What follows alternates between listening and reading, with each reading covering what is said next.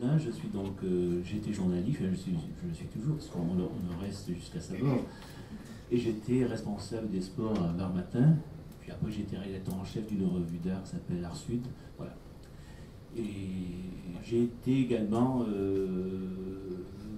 J'ai travaillé moi dans les 3 titres. J'ai commencé ma carrière au Provençal avec Gaston Defferre. Je l'ai poursuivi avec Michel Bavastro à 10 Matin. Puis j'ai dirigé une radio dans les Bouches-du-Rhône quand il y a eu l'explosion des radios dites libres, que je qualifierais plutôt associatives. Et ensuite, donc, je suis retourné à Var Matin où j'ai exercé cette responsabilité. Donc, comme je me disais, comme le pasteur Martin Luther King, le Conseil national de la résistance avait fait un rêve en rédigeant en 1944 les fameuses ordonnances sur la liberté de la presse. Il avait rêvé d'une presse libre et indépendante du pouvoir politique et des puissances d'argent, afin qu'elle puisse exercer un rôle de service public, non seulement au niveau de la communication, mais également de la culture et de l'expression, de la formation de l'opinion.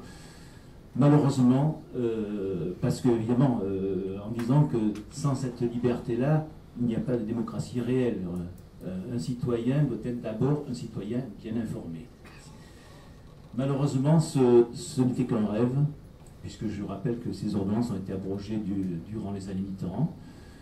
Et aujourd'hui, on se rend compte que, enfin, pas besoin de développer pour constater que la réalité est tout autre, que ce rêve n'a jamais dépassé le stade de l'utopie, et à l'exception peut-être d'une période, celle de l'après-guerre, où un véritable pluralisme avait alors permis, ça ne durait pas très longtemps, ça avait alors permis que toutes les expressions politiques puissent s'exprimer disons librement et à égalité. Mais ça n'a pas duré longtemps, puisque depuis, d'autres idées se sont imposées, ces idées humanistes et démocratiques ont perdu la bataille, un peu dans un contexte politique très particulier. Je vous rappelle, c'était la guerre froide, les guerres coloniales, etc. Si bien que la presse d'avant-guerre, celle que dénonçait la presse de l'argent et de la collaboration que dénonçait justement le Conseil national de la résistance, ces idées-là sont revenues petit à petit sur le devant de la scène. Et aujourd'hui, on peut dire que cette presse-là, cette presse d'avant-guerre, est redevenue la référence générale.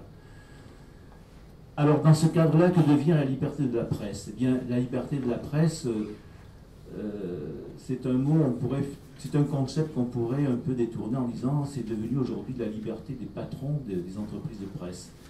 Et cette liberté, elle est un peu, je citerai un journaliste, Jean-François Kahn, qui disait la liberté, c'est un peu comme Dieu. On peut y croire sans jamais le rencontrer. C'est tant Jean-François Kahn était plus journaliste que centriste. Cette liberté, c'est un peu comme les mœurs de quartier, tout le monde peut se la procurer, mais à condition d'y mettre le prix. Bref, cette liberté a un coût, et un coût de plus en plus élevé, c'est-à-dire que ça devient presque, aujourd'hui, éditer un journal, ça devient presque un privilège, c'est-à-dire c'est le contraire d'une liberté. Voilà, je crois que je vais m'arrêter là, puisqu'on redéveloppera ensuite. Merci beaucoup. Avant de donner la parole de loi à la salle, qui pose la question de la publicité réaction institutionnelle, qui permet justement à des élus d'avoir une influence réelle sur le contenu des journaux, y compris sur les rédactions même.